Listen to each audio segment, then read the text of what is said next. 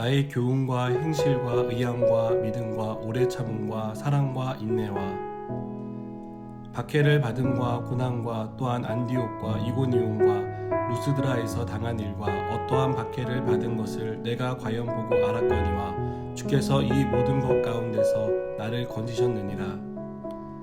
무릇 그리스도 예수 안에서 경건하게 살고자 하는 자는 박해를 받으리라. 악한 사람들과 속이는 자들은 더욱 악하여져서 속이기도 하고 속기도 하나니, 그러나 너는 배우고 확신한 일에 거하라. 너는 내가 누구에게서 배운 것을 알며 또 어려서부터 성경을 알았나니 성경은 능히 너로 하여금 그리스도 예수 안에 있는 믿음으로 말미암아 구원에 이르는 지혜가 있게 하느니라. 모든 성경은 하나님의 감동으로 된 것으로 교훈과 책망과 바르게 함과 의로 교육하기에 유익하니, 이는 하나님의 사람으로 온전하게 하며 모든 선한 일을 행할 능력을 갖추게 하려 함이라. 아멘. 우리는 코로나와 함께 살고 있습니다. 코로나는 우리의 삶에 많은 변화를 가지고 왔습니다.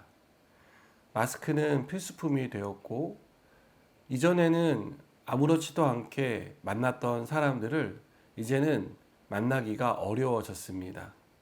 또 이전에는 내가 가고 싶은 곳을 마음껏 다닐 수 있었지만 지금은 그렇게 할 수 없습니다. 전문가들은 코로나가 끝나더라도 몇 년 지나지 않아서 코로나와 같은 팬데믹 현상이 나타날 것이다라고 예측합니다. 이런 뉴스를 볼 때마다 우리는 우울해집니다. 세상은 언제나 그 자리에 영원히 있을 것이다라고 생각했었는데, 이제는 이런 팬데믹 현상으로 인해서 세상이 크게 요동치고 있다는 것을 우리는 깨닫습니다.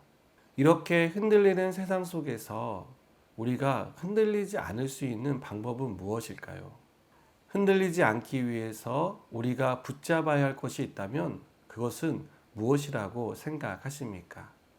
바울은 앞선 말씀에서 말세에 고통하는 때가 이를 것이다 라고 말했습니다.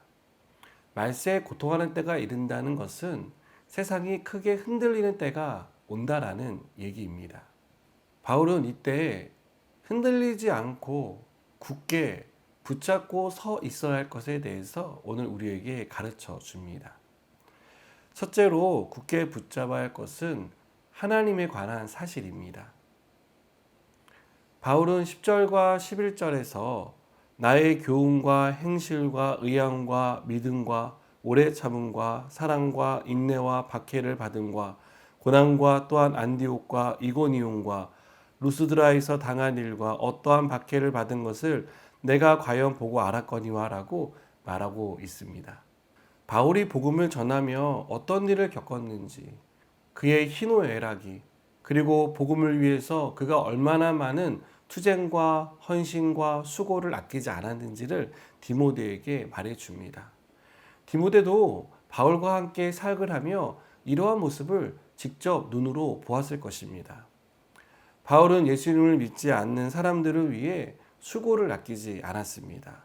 진심으로 그들을 사랑했습니다. 인내했고 박해와 핍박을 받아도 절대로 포기하지 않는 불굴의 의지를 우리에게 보여줍니다.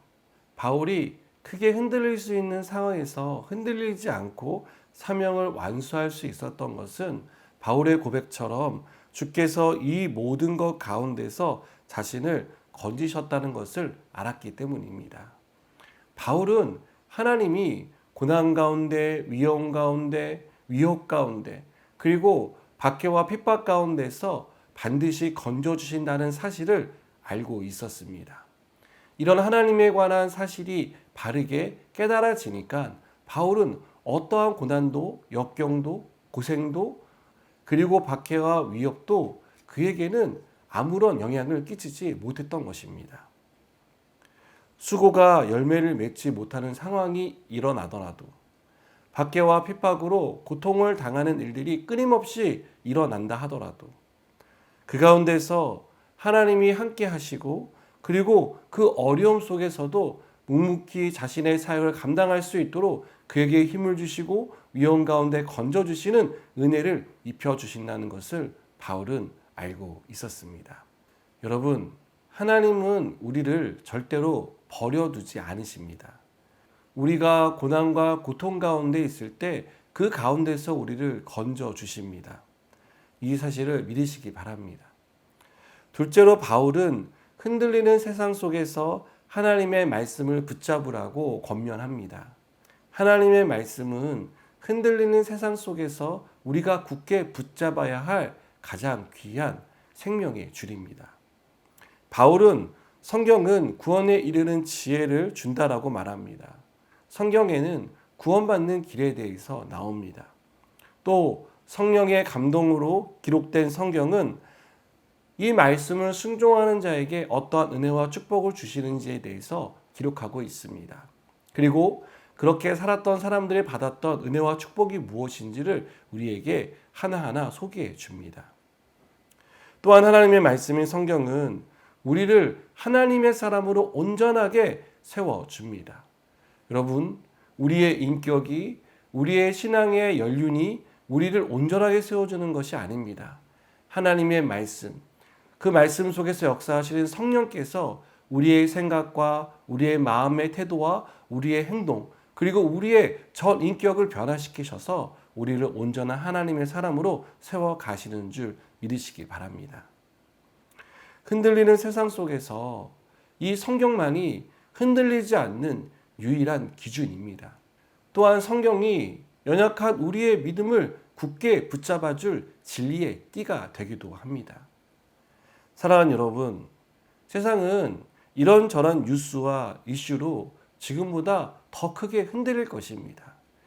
그런 것들을 생각할 때 우리가 두려워하거나 불안하거나 염려할 것이 아니라 이 흔들리는 세상 속에서 우리의 힘이 되시는 하나님을 바르게 알고 또 진리이신 하나님의 그 말씀을 우리의 마음판에 새겨서 우리가 그 말씀에 순종하며 산다면 우리는 세상 속에서 흔들리지 않고 진리 가운데, 은혜 가운데 이 사명의 길을 꿋꿋하게 걸어갈 수 있을 것입니다.